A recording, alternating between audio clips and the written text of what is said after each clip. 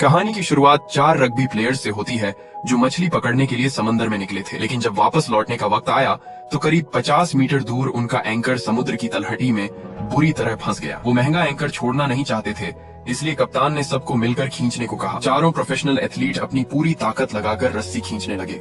इतनी ताकत लगाई कि पूरी नाव एक तरफ झुकने लगी, लेकिन वो मनहूस एंकर हिल तक नहीं रहा था। आखिर में कप्तान ने एंकर को इंजन की ताकत से खींचने का फैसला किया और बस इसी एक गलती की वजह से ये इवेंट दुनिया का सबसे खतरनाक सर्वाइवल मिशन बन गया। सुबह 5 बजे चारों रग्बी प्लेयर्स मरीना पर पहुंचे। आज उनका प्लान था आराम से वीकेंड फिशिंग ट्रिप एंजॉय करने का। ये चारों थे निक शुलर, विल ब्लैकली, कोरी स्मिथ और मार्क्विस कूपर। चारों की दोस्ती रग्बी से शुरू हुई थी और अब वो भाई जैसे थे। उन्हें क्या पता था कि ये आम सा दिखने वाला वीकेंड उनकी जिंदगी बदल देगा।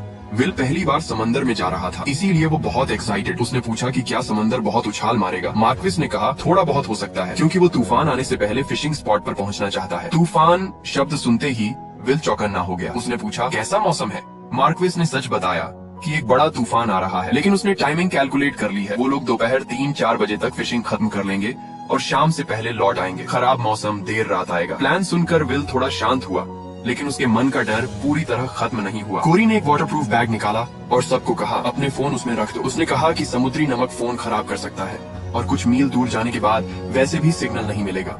विल ने माना कि ये सही है, लेकिन फिर भी उसने कंफर्म किया कि नाव में रेडियो है ना। मार्क्विस ने मजाक में कहा 2 स्ट्रॉ और एक लंबी रस्सी है। सब हंस पड़े। फिर उसने सीरियस होकर बताया कि हाँ, रेडियो है। विल ने थोड़ा शर्माते हुए माना कि शायद वो जरूरत से ज्यादा सावधान हो रहा है, लेकिन उसके अंदर की बेचैनी अभी भी कहीं बाकी थी। सुबह 6:30 बजे नाव गहरे समंदर की तरफ बढ़ रही थी। सब कुछ खूबसूरत लग रहा था, लेकिन उसी समय जमीन पर टीवी में मौसम विभाग तेज ठंडी हवा और बड़े तूफान की चेतावनी दे रहा था। मौसम वैज्ञानिक इसे ऊपरी वायुमंडलीय अशांति कह रहे थे। निक की मां ने मौसम रिपोर्ट देखकर तुरंत उसे कॉल किया। फोन कुछ देर बजा और फिर वॉइसमेल पर चला गया, क्योंकि फोन तो वाटरप्रूफ बैग में बंद था। मां ने मैसेज छोड़ा कि उसने मौसम की खबर देखी है और वो बस कंफर्म करना चाहती है कि निक को तूफान की जानकारी है। उसकी आवाज में साफ चिंता थी, लेकिन ये मैसेज कभी सुना नहीं जाएगा। नाव में हिप हॉप म्यूजिक बज रहा था। वो पहले फिशिंग स्पॉट पर पहुंचे और लाइन डाल दी। निक की किस्मत अच्छी थी, जल्दी ही उसने एक बड़ी मछली पकड़ ली। वो खुशी से सबको दिखाने लगा। मार्क्विस ने उस जगह को कूपर्स होल नाम दिया था और बोला ये जगह कभी निराश नहीं करती। निक ने मजाक में कहा कि ये नाम बोलने में अजीब लगता है। इसी बीच विल की नजर कोरी की उंगली में चमकती रिंग पर पड़ी। वो 2002 सुपर बाउल चैंपियनशिप की रिंग थी जो उसने टैंपा बे बुकानियर्स के साथ जीती थी। वो उसके करियर की सबसे बड़ी उपलब्धि थी, लेकिन ग्लोरी ज्यादा वक्त नहीं टिकती। कुछ देर बाद मार्क्विस ने और गहरे पानी में जाने का फैसला किया। नाव फिर से तेज रफ्तार से आगे बढ़ी। तभी निक का चेहरा पीला पड़ने लगा। लहरों के झटकों से उसका पेट मचलने लगा। उसे सी सिकनेस हो गई। वो नाव के किनारे झुककर गहरी सांस लेने लगा, लेकिन राहत नहीं मिली। विल ने कहा कि वो लेट जाए क्योंकि उसकी हालत बहुत खराब लग रही है। निक ने कमजोर आवाज में कहा कि सुबह उसे अक्कड़ नहीं दिखानी चाहिए थी। उसने मजाक उड़ाया था कि सी सिकनेस की दवा कमजोर लोगों के लिए होती है। अब उसे अपनी गलती समझ आ रही थी, लेकिन देर हो चुकी थी। 4 घंटे बाद सुबह 9 बजे वो मार्क्विस के पसंदीदा गोल्डन स्पॉट पर पहुंचे। इंजन बंद किया गया और एंकर डालने की तैयारी हुई। मार्क्विस ने खास तौर पर कहा कि रस्सी टाइट रखकर धीरे धीरे एंकर नीचे छोड़ो। पिछली बार गलती से एंकर खो दिया था। दोपहर 1 बजे तक आसमान काला होने लगा। तूफान करीब आ रहा था। उन्होंने तुरंत वापस लौटने का फैसला किया। कोरी एंकर उठाने लगा, लेकिन एंकर फंस चुका था। उसने पूरी ताकत लगाई, लेकिन रस्सी सीधी तनी रही। एंकर नहीं हिला। मार्क्विस भी जुड़ गया। फिर चारों ने मिलकर खींचा, लेकिन एंकर समुद्र की चट्टानों में बुरी तरह अटका था। आसमान और काला हो रहा था। बिजली गरज रही थी। मार्क्विस ने फैसला किया कि इंजन से खींचते हैं। इंजन स्टार्ट हुआ। नाव आगे बढ़ी। रस्सी और तनी। उसने सबको पकड़कर रहने को कहा। नाव जोर से हिल सकती है। उसने धीरे धीरे एक्सेलरेटर बढ़ाया। इंजन गरजा, लेकिन रस्सी पीछे से नाव को नीचे खींच रही थी। नाव का अगला हिस्सा ऊपर उठ गया। पिछला हिस्सा पानी में धंस गया। नाव खतरनाक एंगल पर झुक गई। चारों लोग रेलिंग पकड़कर लटके हुए थे। उनकी पूरी नजर पीछे की तनी रस्सी पर थी। किसी ने सामने से आती खतरे की दीवार नहीं देखी। एक विशाल लहर सामने से उठ रही थी। आसमान काला था और वो लहर एक चलती हुई पानी की दीवार जैसी दिख रही थी। जब उन्हें रोशनी का बदलाव और अजीब गरज सुनाई दी, तब तक बहुत देर हो चुकी थी। वो विशाल लहर सीधे नाव के अगले हिस्से से टकराई। नाव ऐसे पलटी जैसे किसी दैत्य ने उसे हाथ से थप्पड़ मारा हो। सब कुछ उल्टा पुल्टा हो गया। जब वो पानी के ऊपर आए तो उन्होंने देखा नाव पूरी तरह उलट चुकी थी। उनकी सुरक्षा अब सिर्फ एक उलटी पड़ी नाव की खाली खोल बन चुकी थी। चारों एक दूसरे के नाम चिल्लाने लगे, कंफर्म करने के लिए कि सब जिंदा हैं। मार्क्विस ने सबको नाव के पास आने को कहा। उलटी नाव थोड़ी फ्लोट कर रही थी, सहारा दे सकती थी। उन्होंने कोशिश की नाव को सीधा करने की, लेकिन कोई फायदा नहीं हुआ। तभी विल को याद आया एंकर की रस्सी अभी भी जुड़ी है। वही वजन नाव को नीचे खींच रहा है, लेकिन कांटे कैसे? कोई चाकू नहीं था। विल पानी में डुबकी लगाकर गया और प्रोपेलर के तेज किनारे से रस्सी काट दी।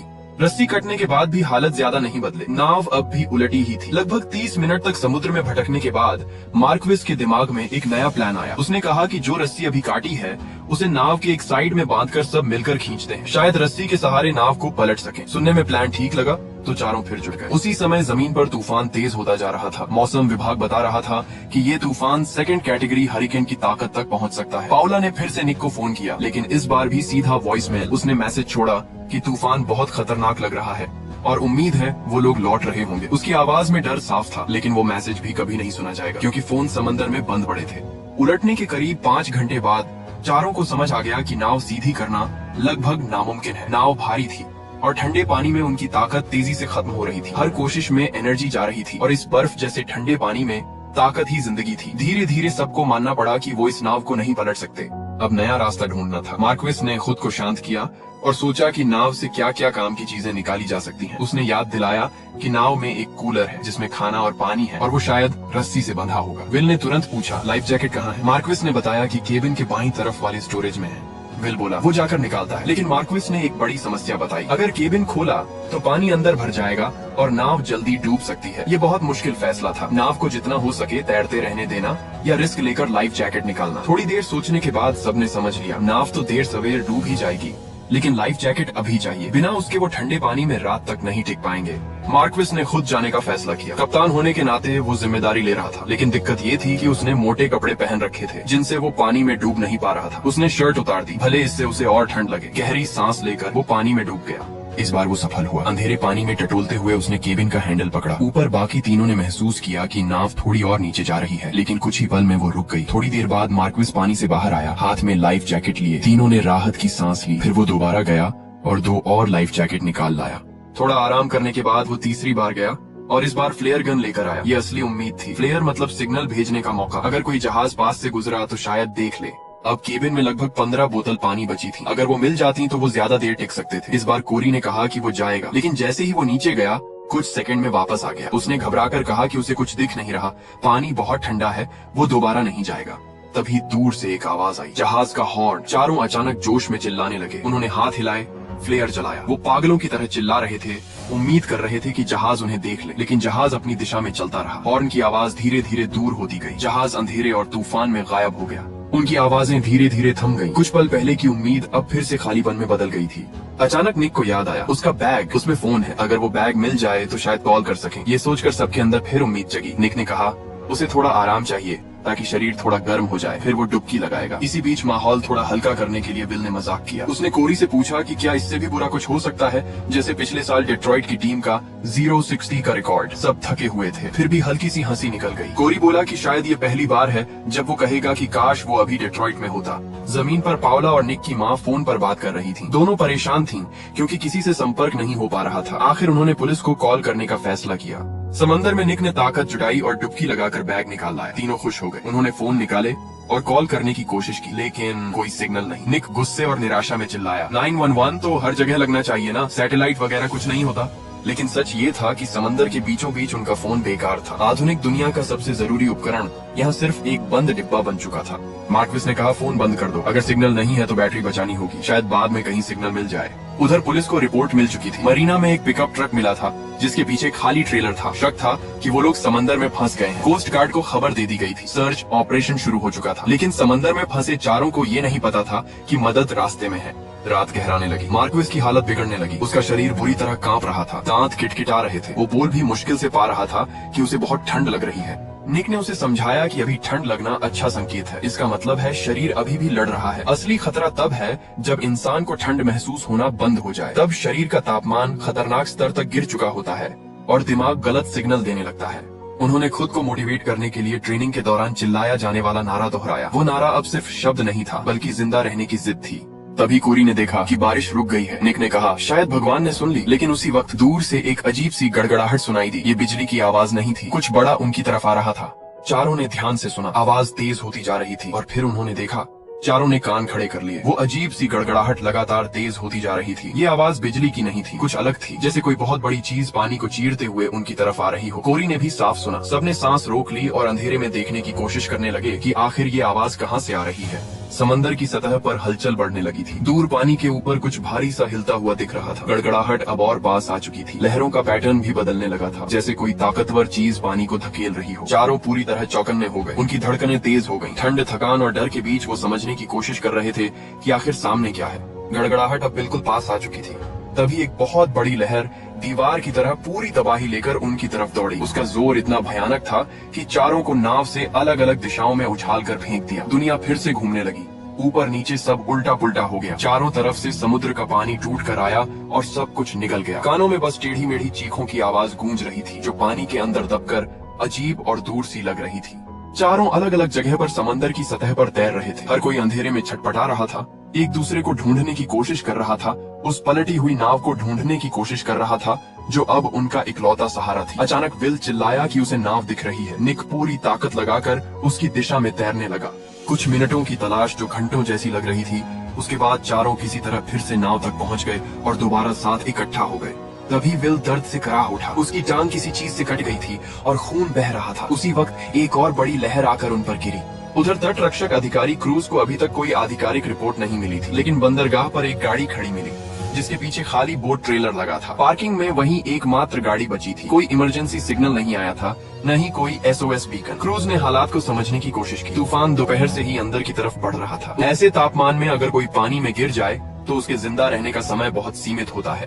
उसने तुरंत अलर्ट जारी किया, सभी फ्रीक्वेंसी मॉनिटर करने को कहा और चैनल 16 पर कॉल करने का आदेश दिया। सर्च और रेस्क्यू ऑन ऑपरेशन शुरू कर दिया गया, लेकिन तूफानी रात में बहुत कम किया जा सकता था और हर मिनट की देरी समंदर में फंसे लोगों के लिए जिंदगी और मौत का फर्क बन सकती थी।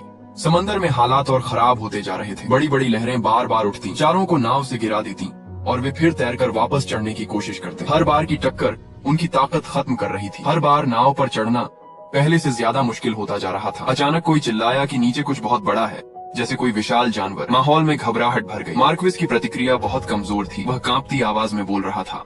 निक बार बार उसका नाम पुकार रहा था। मार्क्विस टूटती फूटती आवाज में बोला कि उसे महसूस हो रहा है कि उसके अंदर कुछ हो रहा है, जैसे अंदर की तरफ खिंचाव हो रहा हो, जैसे शरीर का कंट्रोल जा रहा हो। उसे लग रहा था उसकी ताकत धीरे धीरे खत्म हो रही है।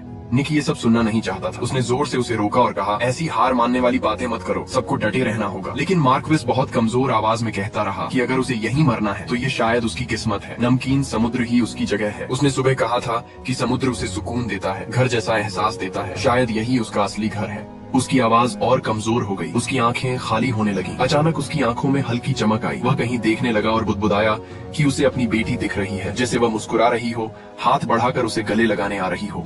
निक को तुरंत समझ आ गया कि कुछ गलत है। उसने जोर से कहा कि उसकी बेटी यहाँ नहीं है, वह यहाँ नहीं है। उसने मार्क्विस को झकझोरा ताकि वह होश में आए, लेकिन उसकी आंखों में बस उलझन और तड़प थी। सबसे कमजोर पल में उसका दिमाग उसे सबसे गर्म और प्यारी तस्वीर दिखा रहा था। निक चिल्लाता रहा कि वे लोग यहाँ नहीं हैं, ये सब भ्रम है। किसी ने घबराकर पूछा क्या हो रहा है। निक ने भारी आवाज में कहा, हाइपोथर्मिया। मार्क्विस का शरीर का तापमान खतरनाक स्तर तक गिर चुका है। शरीर काम करना बंद कर रहा है, दिमाग पर असर पड़ रहा है, इसलिए उसे भ्रम हो रहे हैं।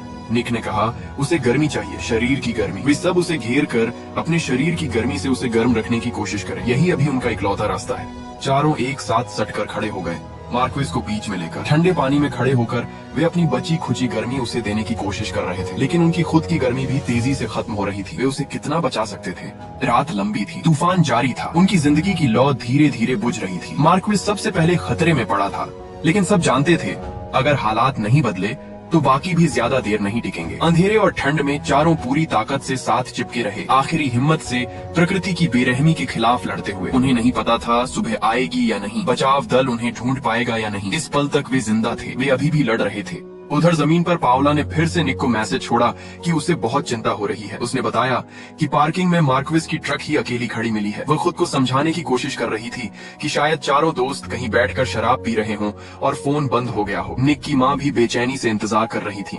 मार्क्विस की पत्नी रिबेका ने भी फोन किया। दोनों औरतों को अपने पतियों की कोई खबर नहीं थी। रिबेका ने कहा कि मार्क्विस ने बताया था कि वह देर से लौट सकता है, लेकिन फोन बंद होना अजीब लग रहा है। उसने खुद को मजबूत दिखाने की कोशिश की और कहा कि चारों मजबूत आदमी हैं, कुछ नहीं होगा। फोन रखने के बाद दोनों औरतें एक दूसरे को दिलासा देती रहीं, लेकिन अंदर का डर बढ़ता जा रहा था। समुद्र में हालात तेजी से बिगड़ रहे थे। विल कोशिश कर रहा था कि मार्क्विस होश में रहे। कुछ देर के लिए वह संभला, लेकिन फिर उल्टी सीधी बातें करने लगा। उसकी बातें समझ नहीं आ रही थी। अचानक वह बेकाबू होकर जोर जोर से छटपटाने लगा। उसकी ताकत हैरान करने वाली थी। जबकि वह बेहद कमजोर हालत में था। एथलीट जैसा शरीर अभी भी उसमें अचानक ताकत भर रहा था। बाकी तीनों को मिलकर उसे पकड़ना पड़ा। वह चिल्ला रहा था, मुझे छोड़ दो। उसकी आंखें खाली हो चुकी थीं। साफ था कि वह हकीकत और भ्रम में फर्क नहीं कर पा रहा था। शायद उसके दिमाग में कोई डरावना दृश्य चल रहा था और जो लोग उसे पकड़ रहे थे वह उन्हें दुश्मन समझ रहा था।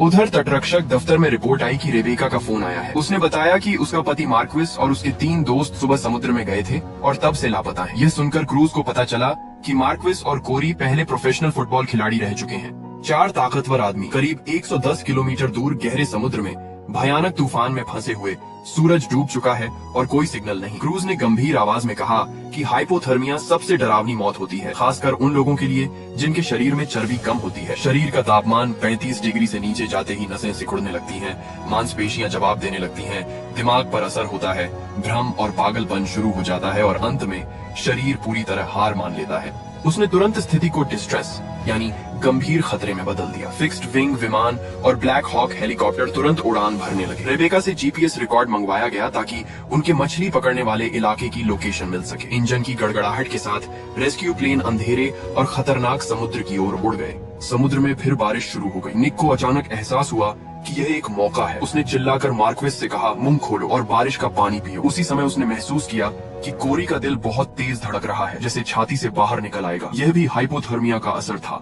शरीर खून का संचार बनाए रखने के लिए दिल को तेज चलाने पर मजबूर कर देता है, लेकिन फायदा बहुत कम होता है। निक ने कहा, उसका अपना दिल भी ऐसे ही धड़क रहा है। किसी ने घबराकर पूछा, क्या इसका मतलब है कि वे मरने वाले हैं? निक ने सख्त आवाज में कहा, कोई नहीं मरेगा। आसमान में रेस्क्यू प्लेन उड़ रहे थे। पायलट ने रेडियो पर बताया कि कुछ भी साफ दिखाई नहीं दे रहा। विजिबिलिटी लगभग 0 है। तूफानी लहरें और बारिश की परतें सब कुछ धुंधला कर रही थीं। ऐसे हालात में खोज करना अंधेरे में काली सुई ढूंढने जैसा था। हर मिनट की देरी किसी की जान ले सकती थी। समुद्र में फंसे लोगों को पता ही नहीं था कि उनके ऊपर से विमान चक्कर लगा रहे हैं। उन्हें सिर्फ अंधेरा, ठंड और डर महसूस हो रहा था। मार्क्विस लगभग बेहोशी में था। उसकी सांसें कमजोर थीं। कोरी का मानसिक संतुलन टूटने लगा था। विल का जख्म लंबे समय से खारे पानी में भीग रहा था। शायद उसमें इन्फेक्शन हो चुका था। सिर्फ निक था जो खुद को संभाले रखने की कोशिश कर रहा था, लेकिन वह भी अपने अंदर की गिरती ताकत महसूस कर रहा था। उसका शरीर भी हद पर पहुंच रहा था। उसके पास सिर्फ उसकी इच्छा शक्ति बची थी। उसे अपने पिता की आवाज याद आई, हम कभी हार नहीं मानते। उसने खुद से कहा कि उसे टिके रहना होगा, सबको टिकाए रखना होगा, क्योंकि एक बार आंख बंद हुई तो शायद फिर कभी न खुले। जमीन पर पाउला रेबेका के घर पहुंची। रेबेका ने घबराहट में कहा कि तटरक्षक को सर्च को और तेज करना चाहिए। उन्हें जीपीएस ढूंढना होगा जिसमें मार्क्विस के मछली पकड़ने के पॉइंट सेव हैं। वह घबराहट में ढूंढ नहीं पा रही थी और टूटने लगी थी। पाउला ने उसे शांत किया और याद दिलाया कि उसने खुद कहा था कि मजबूत रहना है। थोड़ी देर बाद जीपीएस मिल गया। उन्होंने उसे चालू किया और उसमें सेव कोऑर्डिनेट्स मिल गए। तुरंत वह लोकेशन तटरक्षक को भेज दी गई। उन्होंने नक्शे पर पॉइंट मार्क किया और सभी रेस्क्यू विमानों को भेज दिया। समुद्र में हालत और बिगड़ गई। मार्क्विस और कोरी दोनों की हालत खराब थी। कोरी कह रहा था कि उसे बहुत गर्मी लग रही है। विल ने कहा, यह भ्रम है, दिमाग धोखा दे रहा है। तभी एक और विशाल लहर आई और मार्क्विस को बहा कर ले गई। उसकी लाइफ जैकेट फिसल गई और वह समुद्र में डूब गया। निक ने चीख कर उसका नाम पुकारा। उसकी आवाज में यकीन न करने वाली पीड़ा थी। विल उसे ढूंढने की कोशिश करता रहा, लेकिन कुछ नहीं मिला। कोरी पूरी तरह पागलपन में चला गया और चीखने लगा। अब 4 में से 3 बचे थे और उनमें से भी एक आधा होश में था। मार्क्विस का जाना सिर्फ एक दोस्त का खोना नहीं था, बल्कि उम्मीद का टूट जाना था। तभी उन्होंने विमान की आवाज सुनी। निक और विल ने अपनी पूरी बची ताकत जुटाई और जोर जोर से चिल्लाने लगे। निक ने कांपते हाथों से मोबाइल की टॉर्च ऑन की। कमजोर रोशनी अंधेरे में चमकी। वह उसे पागलों की तरह लहराने लगा ताकि कोई देख सके। विमान में बैठे एक ऑब्जर्वर ने कहा कि उसे शायद कोई हल्की रोशनी दिखी। सबने सांस रोक ली। दूरबीन और नाइट विजन से उस दिशा में देखा गया, लेकिन जांच के बाद जवाब आया कि वह सिर्फ बिजली की चमक का पानी में प्रतिबिंब था। मौसम और खराब हो रहा था। उन्हें ऊंचाई लेनी पड़ी। वापसी का आदेश दिया गया। नीचे समुद्र में निक और विल चिल्लाते रहे। विमान की आवाज धीरे धीरे दूर होती गई और फिर गायब हो गई। उम्मीद आई और फिर टूट गई। उनके ऊपर से बचाव विमान गुजर गया, लेकिन तूफान और अंधेरे में वे एक दूसरे से चूक गए। क्रूज को फोन करना पड़ा और रेबेका को बताना पड़ा कि मौसम के कारण सर्च रोकनी पड़ी है। तूफान के बाद दोबारा कोशिश होगी। रेबेका ने फोन रखा और पाउला को बताया। दोनों ने खुद को दिलासा दिया कि शायद वे कहीं फंसे हैं, शायद जिंदा हैं, लेकिन रेबेका ने माना कि उसके मन में अजीब सा डर बैठ गया है। सुबह होने लगी। समुद्र में अब सिर्फ निक और विल दिख रहे थे। कोरी भी गायब हो चुका था। निक उसका नाम पुकारता रहा, गला बैठ गया था। कोई जवाब नहीं आया। विल ने आखिर वह बात कह दी जिसे वे दोनों जानते थे। वे चले गए। मार्क्विस और कोरी दोनों निक इस सच्चाई को मान नहीं पा रहा था। कल तक 4 दोस्त थे, हंसते हुए निकले थे। अब सिर्फ 2 बचे थे, अनंत समुद्र में तैरते हुए। विल ने टूटती आवाज में कहा कि मार्क्विस और कोरी उनसे ज्यादा मजबूत थे। फिर भी समुद्र ने उन्हें हरा दिया। उसने पूछा वे कितनी देर और टिक पाएंगे। निक ने कहा कि कम शरीर की चर्बी ने उन्हें नुकसान पहुंचाया। उसके कपड़े भले गीले थे लेकिन थोड़ी गर्मी दे रहे थे। उसने विल से कहा कि कुछ पहनने को ढूंढे, लेकिन विल ने मना कर दिया। वह दोबारा पानी में नहीं उतरना चाहता था। तभी निक ने पानी के नीचे एक साया देखा, शार्क। वे घबराकर नाव पर चढ़ गए। विल का जख्म अभी भी खून बहा रहा था। निक ने उसे समझाया कि शार्क मछलियां ढूंढती हैं, उन पर हमला नहीं करेगी, लेकिन डर बढ़ता जा रहा था। विल ने पूछा क्या निक चर्च जाता था? मौत सामने हो तो इंसान भगवान और आत्मा के बारे में सोचने लगता है। अगर आखिरी दिमागी पल ही अनंत हो जाए तो भगवान कहाँ है? मरने के बाद क्या होगा? निक ने कहा उसे याद नहीं, बहुत समय हो गया। विल ने पूछा क्या वह नास्तिक बन गया है? निक ने गुस्से में कहा वह बस हकीकत में जीता है। ऐसे भगवान से क्या मांगना जिसने उसके दोस्तों को मरने दिया। विल ने कहा गुस्सा मत करो, भगवान को मत छोड़ो। निक ने थकी आवाज में कहा उसने कुछ नहीं छोड़ा। उनकी ये बात दरअसल मौत को देखने के दो अलग तरीके थे। विल विश्वास में सहारा ढूंढ रहा था, निक गुस्से और जिद में लड़ रहा था। लेकिन चाहे तरीका जो भी हो, समुद्र उनके सामने था, बेरहम और ठंडा। बेस पर सुबह की हलचल शुरू हो चुकी थी। कप्तान क्रूज ने साफ कहा कि परिवार वालों को तुरंत जानकारी दी जाए ताकि उन्हें सबसे बुरी खबर किसी अचानक टीवी रिपोर्ट से न मिले। एक अधिकारी ने पूछा कि क्या ऑपरेशन को सर्च एंड रिकवरी यानी सिर्फ शव ढूंढने की कार्रवाई में बदल दिया जाए? कप्तान ने सख्ती से मना कर दिया। उसने कहा अभी नहीं, अभी उम्मीद बाकी है। दिन निकलने के बाद उनके पास ज्यादा फायदा होगा। उसने एक बड़े रेस्क्यू जहाज को भी रवाना करने का आदेश दिया। जहाज पर सायरन बजा। क्रू मेंबर्स को इकट्ठा किया गया और बताया गया कि उन्हें सेंट पीटर्सबर्ग के पास एक छोटी नाव की तलाश में जाना है जिसमें 4 लोग लापता हैं और संभव है नाव पलट गई हो। कप्तान ने सभी से कहा कि इस मौसम में इलेक्ट्रॉनिक उपकरण अक्सर भरोसेमंद नहीं होते, इसलिए पानी की सतह पर अपनी नजरें टिकाए रखें। इंसानी आंख से बढ़कर कुछ नहीं होता। समुद्र अब भी ठंडा, गहरा और बेरहम था और वे दोनों उसकी दया पर टिके हुए थे। सूरज ऊपर आने लगा लेकिन ठंड कम नहीं हुई। उनके शरीर सुन्न पड़ रहे थे। निक महसूस कर रहा था कि उसकी उंगलियां कड़ी हो चुकी हैं, होंठ कांप रहे हैं और हर सांस लेना मुश्किल होता जा रहा है। विल की हालत भी खराब थी। दोनों को समझ आ रहा था कि अगर जल्दी मदद नहीं पहुंची तो ज्यादा देर टिकना मुश्किल होगा। फिर भी वे एक दूसरे को देख रहे थे, जैसे सिर्फ साथ बने रहना ही उन्हें जिंदा रखे हुए है। आसमान हल्का होने लगा था लेकिन राहत अभी भी दूर थी। वे नहीं जानते थे कि कोई उन्हें ढूंढ रहा है या नहीं। उन्हें बस इतना पता था कि वे अब भी सांस ले रहे हैं और जब तक सांस चल रही है तब तक लड़ाई खत्म नहीं हुई। जमीन पर निक की मां मार्सिया को पता चलता है कि कोस्ट गार्ड ने सर्च और रेस्क्यू मिशन रोक दिया है। ये सुनकर वो गुस्से में फट पड़ती है। निक की उंगलियां ठंड से सुन्न हो चुकी हैं। वो दर्द से चिल्ला रहा है। एक और बड़ी लहर आती है और दोनों को पानी के अंदर पटक देती है। वो पूरी ताकत लगाकर फिर से ऊपर आते हैं। विल कहता है कि ये बहुत खराब आइडिया है, वो डूब सकते हैं। निक जवाब देता है कि वैसे भी वो डूब सकते हैं लेकिन कम से कम नाव से बंधे रहेंगे तो एक उम्मीद रहेगी। थोड़ी हिचकिचाहट के बाद विल भी खुद को नाव से बांध लेता है। अब चाहे लहरें कितनी भी तेज हों, वो अलग नहीं होंगे, लेकिन अगर नाव डूब गई तो वो भी उसके साथ नीचे चले जाएंगे। कोस्ट गार्ड बेस पर मार्सिया एक अधिकारी से सवाल करती है। वो पूछती है कि खबरों में मिशन को रिकवरी ऑपरेशन क्यों बताया गया। अधिकारी समझाता है कि 200 से ज्यादा लोग सर्च में लगे हैं, एक पेट्रोल जहाज भी तैनात है, लेकिन खराब मौसम में पायलट्स को खतरे में नहीं डाला जा सकता। तूफान लगभग 1 घंटे में खत्म होगा और फिर सर्च फिर से शुरू होगी। मार्सिया की आंखों में डर था। वो पूछती है क्या आपको सच में लगता है कि वो जिंदा है? अधिकारी कहता है कि उसे भरोसा रखना चाहिए, वो पूरी कोशिश करेगा। मार्सिया सिर हिलाती है क्योंकि उसके पास उम्मीद के अलावा कुछ नहीं बचा। समुद्र में दोनों बार बार लहरों से नीचे गिरते और फिर नाव पर चढ़ते हैं। वो पूरी तरह टूट चुके हैं लेकिन अभी जिंदा है। अचानक उन्हें हवाई जहाज की आवाज सुनाई देती है। दोनों आखिरी ताकत लगाकर हाथ हिलाते हैं। विल कहता है अब दिन निकल आया है, वो हमें जरूर देख लेंगे। लेकिन विमान बिना कोई प्रतिक्रिया दिए आगे उड़ जाता है। वो धीरे धीरे आसमान में गायब हो जाता है। दोनों निराश होकर उसे जाते देखते हैं। अब दिन है, उनके चमकीले लाइफ जैकेट साफ दिख रहे हैं, फिर भी किसी ने उन्हें नहीं देखा। उम्मीद फिर से आई और फिर चली गई। कुछ देर की खामोशी के बाद निक थके हुए स्वर में कहता है कि उन्हें पानी में 24 घंटे हो चुके हैं। विल पूछता है कि कोस्ट गार्ड कब तक खोज बंद रखेगा। निक कहता है कि उसे नहीं पता। विल कहता है कि अगर उन्हें खाना ढूंढने के लिए पानी में जाना है तो अभी जाना चाहिए जब तक रोशनी है। निक सहमत होता है। वो कपड़े उतारने की सोचता है लेकिन विल कहता है कि वो खुद जाएगा। वो गहरी सांस लेकर पानी में उतर जाता है। अंधेरे केबिन में टटोलते हुए आखिर उसे एक प्लास्टिक बैग मिलता है। वो ऊपर आता है, उसमें सरसों फ्लेवर वाले प्रेट्जेल थे। विल हल्की मुस्कान के साथ कहता है कि उसे ये स्वाद पसंद नहीं, लेकिन दोनों भूखे थे। वो तेजी से खाने लगते हैं। अचानक विल दूर इशारा करता है और पूछता है वो जमीन है क्या? निक देखता है, दूर कुछ ऐसा दिख रहा था जैसे जमीन की परछाई हो। दोनों को एक जैसा ही दिखाई दे रहा था। निक फोन निकालता है लेकिन उंगलियां सुन्न है। विल फोन चलाता है, स्क्रीन पर नो सिग्नल दिखता है। निक उलझन में पूछता है क्या ये भ्रम हो सकता है? विल कहता है 2 लोग एक जैसा भ्रम कैसे देख सकते हैं? कई घंटों से कोई विमान नहीं दिखा। विल कहता है या तो अभी तैरकर वहाँ पहुँचते हैं या फिर कभी नहीं। वो एक और रात नहीं झेल पाएंगे। दोनों रस्सी खोलते हैं और उस दिशा में तैरने लगते हैं, लेकिन कुछ ही देर में विल को एहसास होता है कि कुछ गलत है। वो चिल्लाता है कि वो जमीन नहीं, भ्रम है। शरीर की कमजोरी दिमाग से खेल कर रही है। इससे भी बुरा ये कि जब वो पीछे मुड़कर नाव की तरफ देखता है तो नाव भी नहीं दिखती। वो भ्रम के पीछे तैरते हुए नाव से बहुत दूर आ गए थे।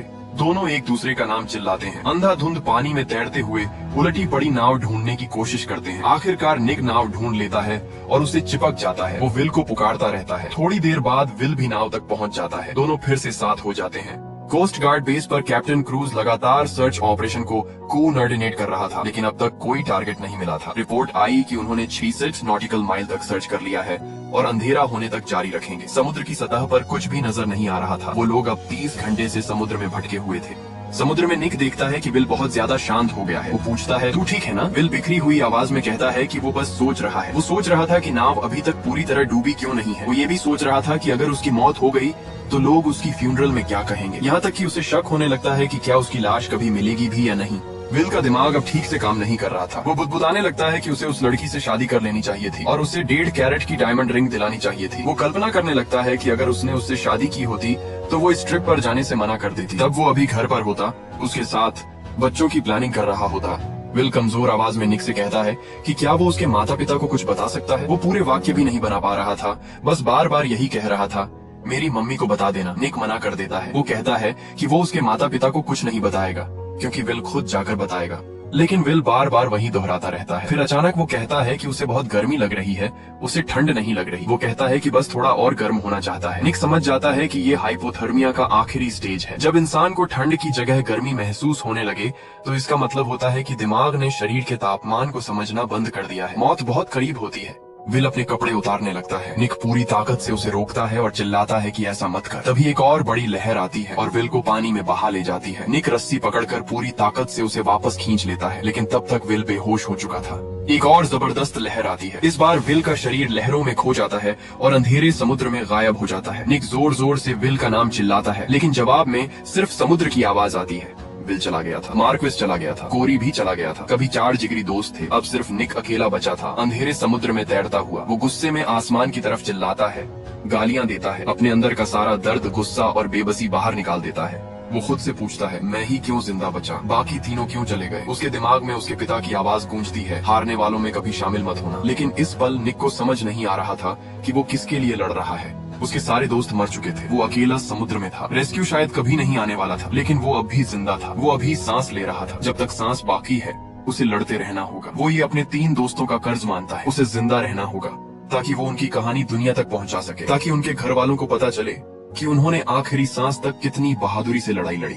निक नाव को कसकर पकड़े रहता है। अंधेरा और गहरा हो जाता है। वो अकेले ही अपनी जिंदगी की लड़ाई जारी रखता है। बेस पर एक अधिकारी सबको संबोधित करते हुए कहता है कि वो समझता है सब लोग क्या महसूस कर रहे हैं, लेकिन अभी वो यहाँ से जा नहीं सकते। उम्मीद ही उनकी सबसे बड़ी ताकत है और यही उनके पास बची हुई आखिरी चीज है। वो सबसे कहता है कि भगवान पर भरोसा रखें, दुआ करें कि उन लड़कों को ढूंढ लिया जाए और उन्हें सुरक्षित घर वापस लाया जा सके। कुछ समय बाद आदेश आता है कि सर्च ऑपरेशन खत्म किया जाए और सब यूनिट्स वापस लौट आए। कई नाविक मायूस हो जाते हैं, फिर भी कुछ लोग आपस में कहते हैं कि बस कुछ मिनट और खोज लेते हैं। वो हार मानना नहीं चाहते थे, वो एक आखिरी कोशिश करना चाहते थे। इधर पावला फिर से निक को कॉल करती है। कॉल फिर वॉइस मेल पर चली जाती है। वो मैसेज छोड़ते हुए कहती है कि बहुत देर हो चुकी है, सब बहुत परेशान है। वो मजाक में कहती है, क्या तुम सस्पेंस बना रहे हो? लेकिन कुछ ही सेकंड में उसकी आवाज भर्रा जाती है। वो कहती है कि उसे उम्मीद है सब ठीक होंगे, शायद सिग्नल के बाहर होंगे, लेकिन उसके दिल में डर है कि शायद वो उसे दोबारा कभी नहीं देख पाएगी। उसकी आवाज टूट जाती है और वो रोते हुए फोन काट देती है।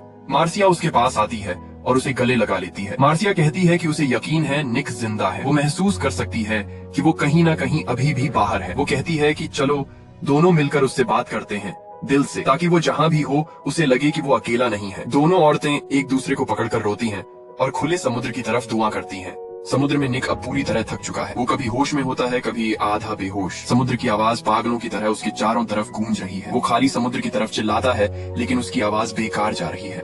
समुद्र में भटके हुए 22 घंटे हो चुके थे। निक को भ्रम होने लगते हैं। उसे अपने दोस्तों की हंसी सुनाई देती है। वो उनके साथ बिताए हुए पल देखता है। वो सब कुछ इतना असली लगता है जैसे हाथ बढ़ाकर छू सकता हो, लेकिन जैसे ही वो पकड़ने की कोशिश करता है सब हवा में गायब हो जाता है। फिर निक एक फैसला करता है। वो उस रस्सी को खोलने लगता है जिसने उसे नाव से बांध रखा था, वही रस्सी जिसने तूफान में उसकी जान बचाई थी। उसकी उंगलियां जमी हुई और भारी थीं, लेकिन वो धीरे धीरे गांठ खोल देता है। रस्सी ढीली हो जाती है। अब वो आजाद था। निक नाव पर पीठ के बल लेट जाता है। नीचे सफेद उलटी पड़ी नाव, ऊपर नीला आसमान। वो आंखें बंद कर लेता है। अब वो न लड़ रहा था, न चिल्ला रहा था, न इंतजार कर रहा था उस मदद का जो शायद कभी नहीं आने वाली थी। उसके तीनों दोस्त जा चुके थे। अब शायद उसे भी उनके पास जाना चाहिए। वो सोचता है कि उसके माता पिता समझ जाएंगे। वो मानते हैं कि उसने पूरी कोशिश की, उसने सच में पूरी कोशिश की। उसकी सांसें धीमी और शांत होने लगती हैं। उसका शरीर ढीला पड़ जाता है। धूप उसके चेहरे पर गर्माहट देती है। लहरें नाव को हल्के हल्के झुला रही हैं। सब कुछ अजीब तरह से शांत लगता है, जैसे अब दर्द नहीं है, ठंड नहीं है, अकेलापन नहीं है। वो सोचता है शायद बस सो जाऊं और सब खत्म हो जाएगा। वो कल्पना करता है कि सपने में वो मार्क्विस, कोरी और विल से मिलेगा। वो सब फिर साथ होंगे, कभी अलग नहीं होंगे। लेकिन ठीक उसी पल एक रेस्क्यू बोट वहाँ से गुजरती है। वो उसे देख लेती है। उसी क्षण जब निक ने आंखें बंद कर दी थीं, जब उसने आखिरकार लड़ना छोड़ दिया था, तभी चमत्कार होता है। बेस पर तुरंत रिपोर्ट पहुंचती है कि एक टारगेट मिला है। कैप्टन क्रूज तुरंत आदेश देता है कि सभी हेलीकॉप्टर उस लोकेशन पर जाएं। वो 2 दिन से इसी पल का इंतजार कर रहे थे। रेस्क्यू हेलीकॉप्टर उड़ान भरता है और उस जगह पहुंचता है। ऑब्जर्वर रिपोर्ट करता है कि एक वयस्क पुरुष दिखाई दे रहा है। हेलीकॉप्टर निक के ऊपर मंडराता है। निक सिर उठाता है। वो हेलीकॉप्टर देखता है, लेकिन वो इतना कमजोर है कि समझ नहीं पाता कि ये सच है या फिर एक और भ्रम। बेस पर सब लोग सांस रोक कर बैठे हैं। कैप्टन क्रूज पूछता है, क्या वो जिंदा है? कुछ सेकंड बाद जवाब आता है, टारगेट जिंदा है।